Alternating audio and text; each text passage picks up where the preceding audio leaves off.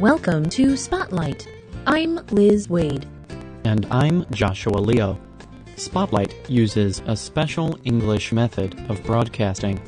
It is easier for people to understand, no matter where in the world they live.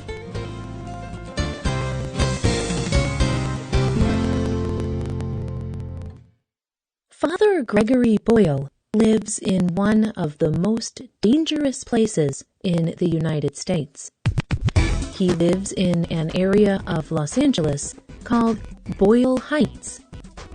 And Boyle Heights has one of the highest gang violence rates in Los Angeles. Most people stay away from Boyle Heights. They are afraid.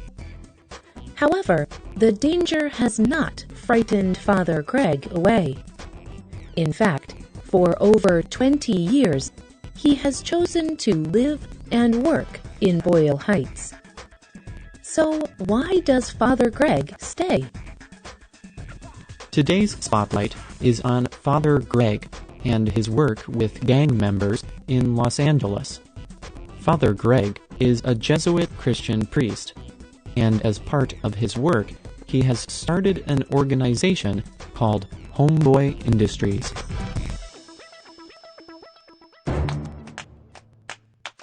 A gang is a group of people who have something in common. Criminal gangs are often known for gun violence and illegal drugs. Many criminal gang members have little hope for a future life outside of the gang. Often, they do not know how to live a normal life. In 1988, Father Greg decided to do something about this problem. He started a program called Jobs for the Future. This program began slowly providing jobs to gang members. But in 1992, Father Greg saw that there was a need for faster change. In this year, Los Angeles experienced a great amount of conflict.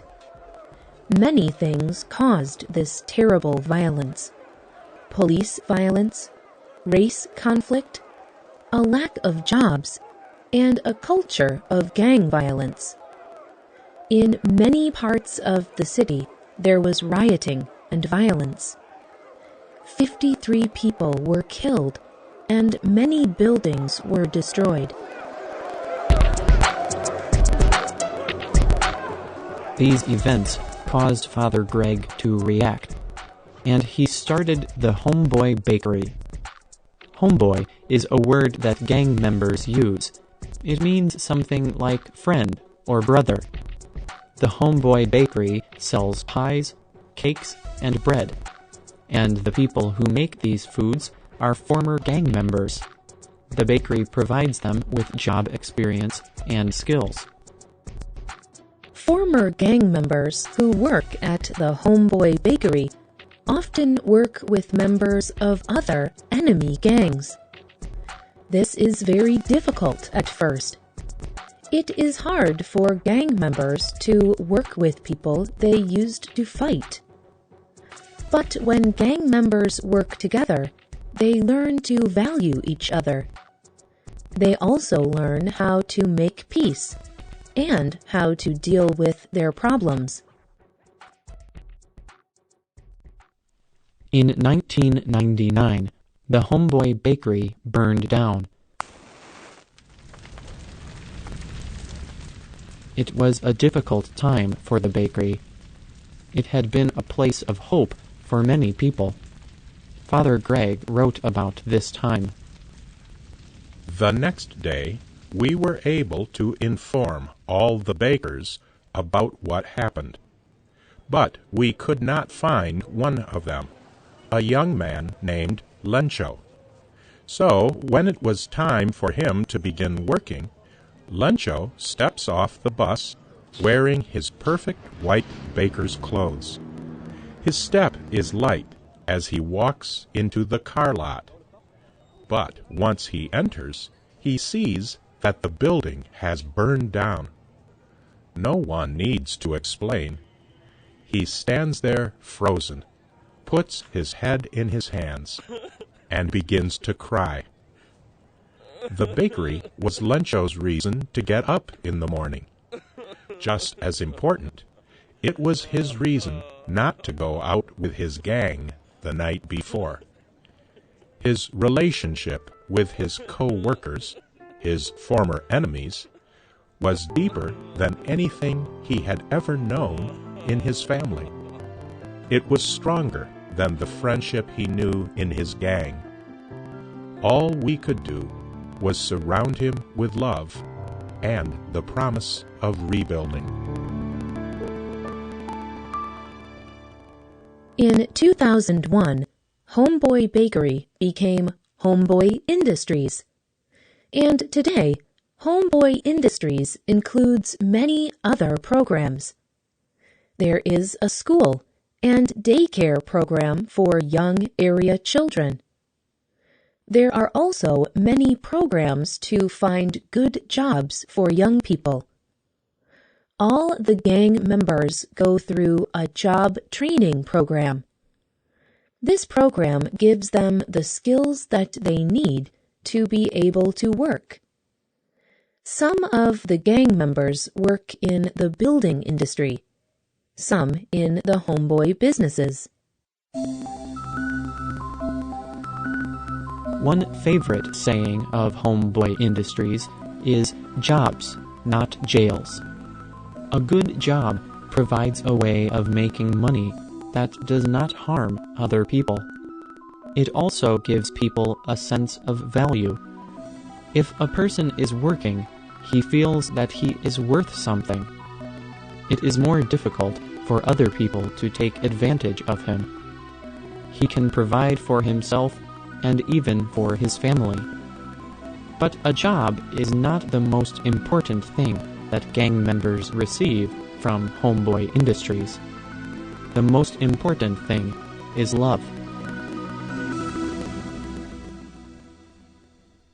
In 2010, Father Greg wrote a book called Tattoos on the Heart.